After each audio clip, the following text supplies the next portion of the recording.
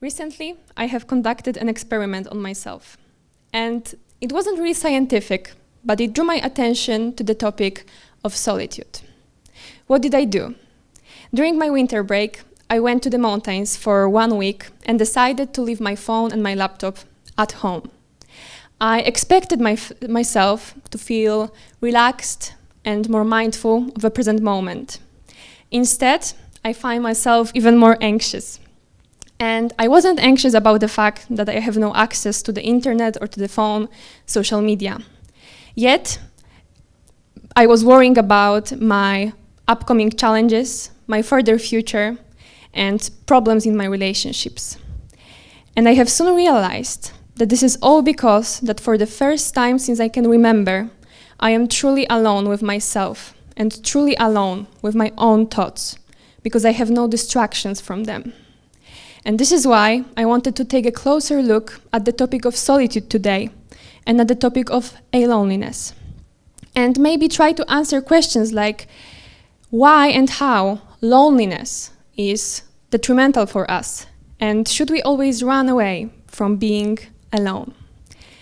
Let me start with the definition of loneliness, which is most often used in psychology, and it is described as a negative emotional state that arises from the discrepancy between the relationships we want and need to have and those that we actually have. This is a very subjective feeling, so it means that if you feel lonely, you are in fact lonely. And why those negative emotions arise when we are alone? It is actually an evolutionary mechanism that comes from our ancestral past, when being isolated from the group meant way bigger probability of death. So when those negative emotions appeared, we were more motivated to rejoin the group or find company. And this is also where our need to belong comes from. Unfortunately, there is something in the modern world that makes us more and more lonely. In fact, 13% of Polish population feels lonely most or all the time. And for Gen Z, it is even worse, as 65% of us feel lonely sometimes or often. And we could predict that for next generations, the situation will be even worse. And we could ask, why should we even worry? Is it something serious?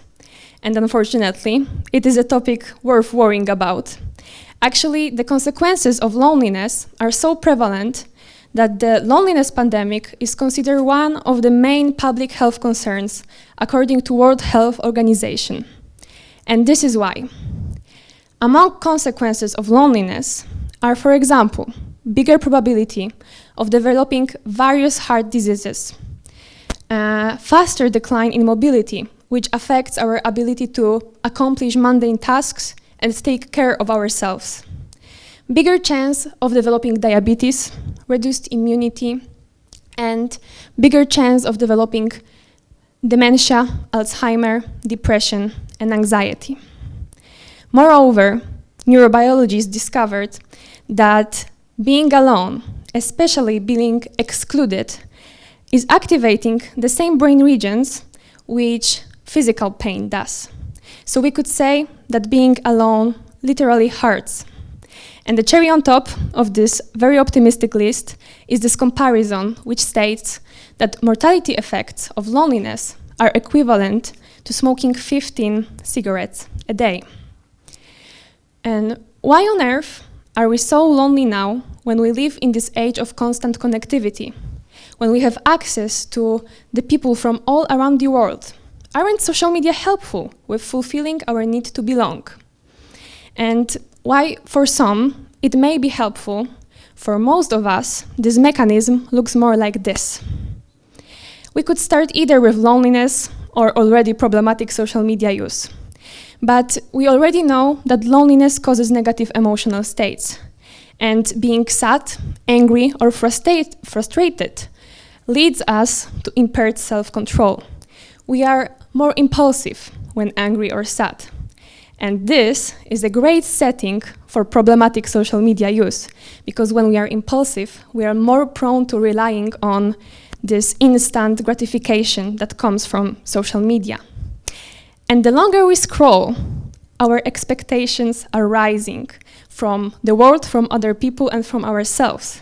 At the same time, we are disconnecting from our real-life relationships.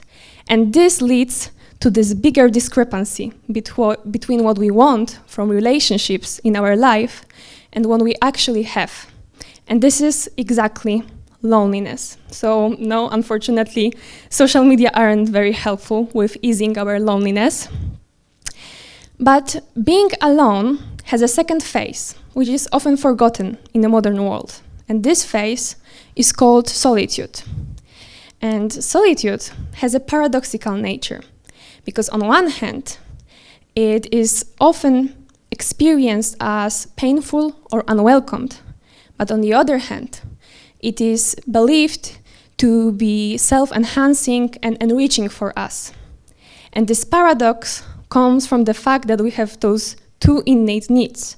One, to belong, which I have already mentioned, and the second one, need for solitude. And if need for solitude has a similar nature to the need to belong, we can expect that the privation of solitude may lead to something what was called aloneliness. It is quite a new concept, not popularized yet in psychology, but it is a great food for thought, because aloneliness is a negative emotional state that arises from being deprived of solitary time. And now, when we know that being alone doesn't have to equal being lonely, and that we have this innate need for solitude, and that online presence isn't really helpful with loneliness, then what do we do to actually disconnect and to be alone with ourselves? First and foremost, we need to resist this urge to use distractions anytime we feel lonely or anytime we feel bored. This is something I have experienced during my digital detox. And it wasn't very comfortable, of course, but believe me, it's worth it.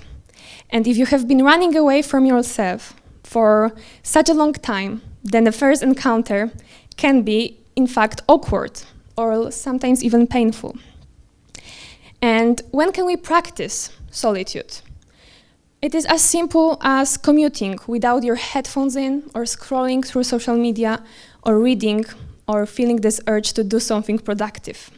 You can simply sit and let your mind wander and observe your surroundings. You could go for a walk without company or without your phone as well, and simply let yourself to be bored and be surprised by your own thoughts. And believe me, it is worth it. To conclude, to wrap it up, I wanted to mention one more very surprising side effect of solitude. And this is a fact that by fulfilling our need to be alone, we can actually be a step closer to fulfill our need for connection. And this happens through the fact that some of byproducts of solitude are, for example, self-reflection, enhanced emotional stability, openness, empathy, and this non-judgmental approach to the world.